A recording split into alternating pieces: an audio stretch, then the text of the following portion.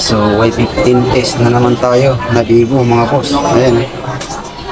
Hinihinan ko na para matanggal na yung e-parking or Google account. Ayan. Pasa lang sa akin to eh. So tara na sa PC para matanggal na natin. So ito nga pala yung pinag-anuan ko. Gandaan nyo yung pinag-jumperan ko. So sa UEFI box tayo titira ng e-parking ng Y15S na Vivo.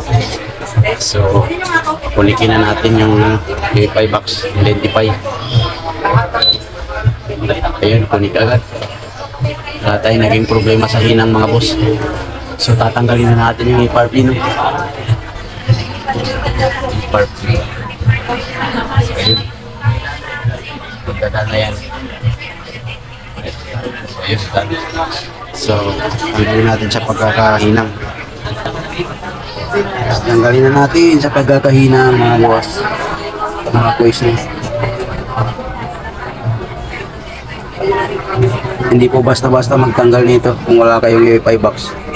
Minsan namamatay din pag nalin yung pagkaka-jumpers. So sinubukan na rin pala sa iba o i-bypass. Then, so setup na tayo. Offline na lang. Continue. Next. More. Accept. Skip. Next. Skip. Next. Close now. So ayun, congratulations.